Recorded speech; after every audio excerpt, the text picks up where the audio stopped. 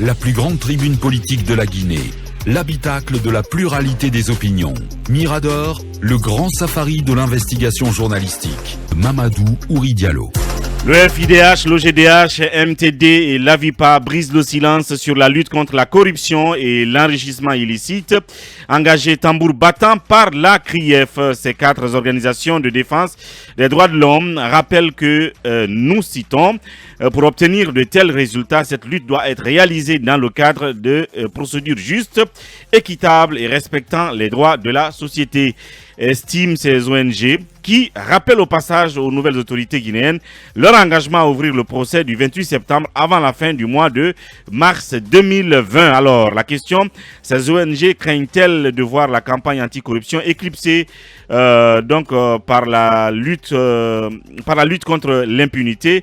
Mirador essaie de chercher la réponse auprès de Madame Satou Ba Minte, responsable Afrique du FIDH depuis Paris, qu'on essaie de joindre du côté du stand.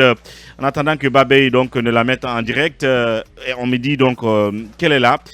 Alors bonjour Madame Aissatou.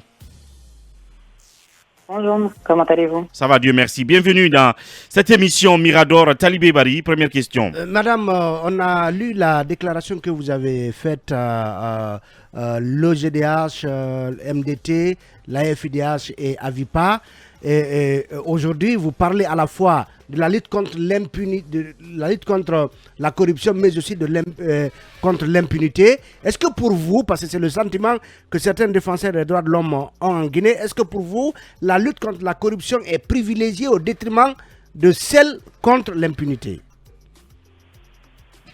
Merci de me recevoir. Le message, en tout cas, que nos organisations ont souhaité porter, c'est que justement, on constate des avancées assez accélérées en matière de lutte contre la corruption. On a tous suivi ensemble les actions de la CRIEF, les différentes mobilisations, les annonces et les actes posés.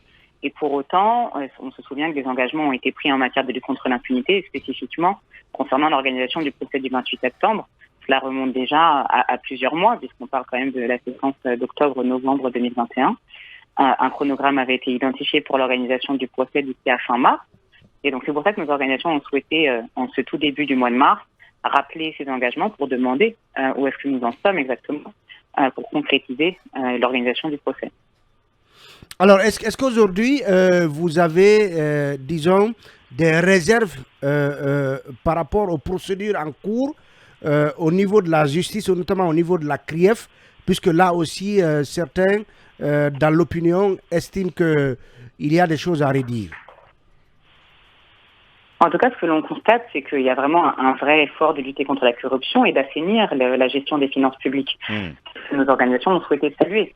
C'est important, puisque c'est aussi une vocation de lien social, de renforcement aussi de la crédibilité et de la confiance que la population va avoir envers les autorités, et qu'effectivement, c'est un gros enjeu pour la Guinée. Pour autant, nos organisations ont aussi souhaité rappeler qu'il y a quand même des procédures à suivre, qu'il y a des principes et des standards régionaux et internationaux qui s'appliquent pour garantir que ces procédures soient justes, équitables et notamment respectent la présomption d'innocence. Donc vraiment, encore une fois, nos organisations tiennent à rappeler ces principes de fait qui, s'ils ne sont pas respectés, vont malheureusement entacher toute cette lutte contre la corruption et tous ces efforts qui seraient mal perçus, voire finalement qui n'arriveraient pas au résultat escompté. Donc en clair, est-ce que c'est le fait que souvent, avec tambour et trompette, on met des données privées de ces gens-là sur la place publique, les numéros de compte bancaires, ils sont tout simplement déférés à la maison centrale, et un peu tout le reste, ce sont ces aspects-là clairement que vous dénoncez dans la démarche?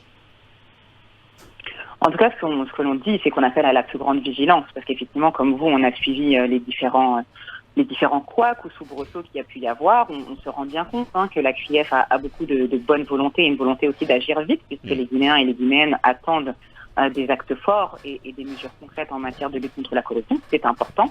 Et pour autant, il ne faut pas négliger la forme. Donc, c'est ce que l'on dit, et que les standards régionaux et internationaux doivent être respectés, quoi qu'il en soit, quels que soient les auteurs présumés. Rappelez encore une fois qu'il s'agit de présomption, et que ces enquêtes soient menées de manière diligente et exhaustive. Oui, Yara Girassi. Dans votre demande allant dans le sens de lutter contre l'impunité, vous évoquez le dossier sur le 28 septembre. Est-ce que c'est le seul dossier que vous privilégiez ou bien il y en a d'autres? Si oui, est-ce qu'on peut en savoir davantage?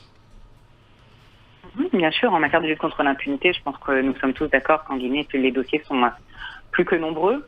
Il y a beaucoup de dossiers concernés. On peut aussi parler des violations qui ont été commises, notamment sous l'ancien régime depuis 2010, pour lesquelles l'OGDH, la VIPA, MDT et la FIDH se sont positionnés à plusieurs reprises pour demander des enquêtes impartiales et indépendantes pour faire toute la lumière.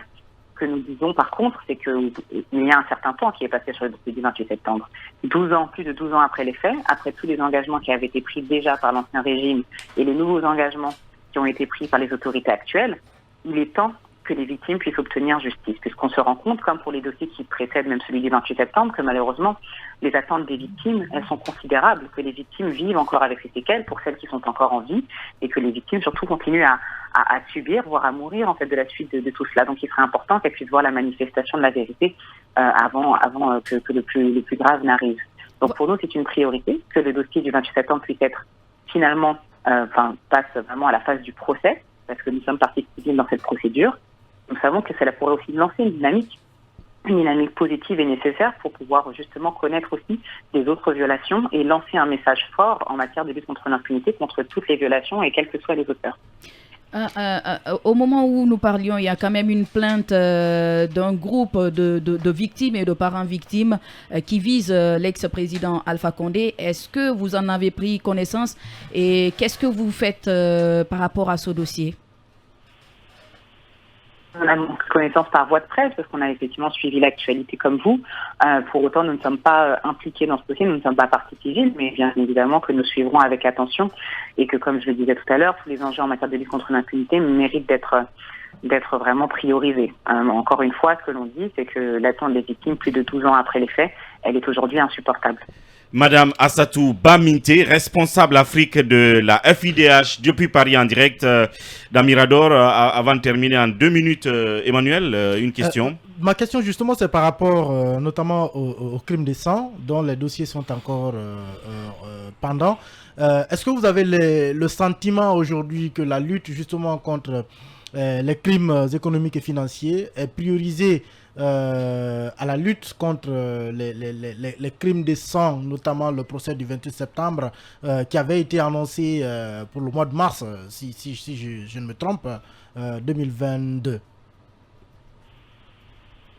On espère justement tout le contraire, parce qu'encore une fois, au-delà des engagements qui ont été pris sur l'organisation du procès avant la fin du mois de mars, on rappelle quand même que depuis septembre, les autorités ont indiqué que la justice serait la boussole de ce nouveau régime, que la justice et la lutte contre l'impunité figurent parmi les objectifs au sein de la charte de transition du 27 septembre, et qu'à plusieurs reprises, les autorités ont vraiment indiqué que la réforme de la justice, que la lutte contre l'impunité serait au cœur de la transition. Donc ce que l'on demande, c'est justement qu'une priorisation ne soit pas faite et qu'il y ait vraiment des avancées concrètes en matière de lutte contre l'impunité, que les engagements soient tenus et pourquoi pas qu'un chronogramme précis soit donné avec une date précise et avec les différentes étapes qui nous amèneront à l'organisation du procès du 28 septembre.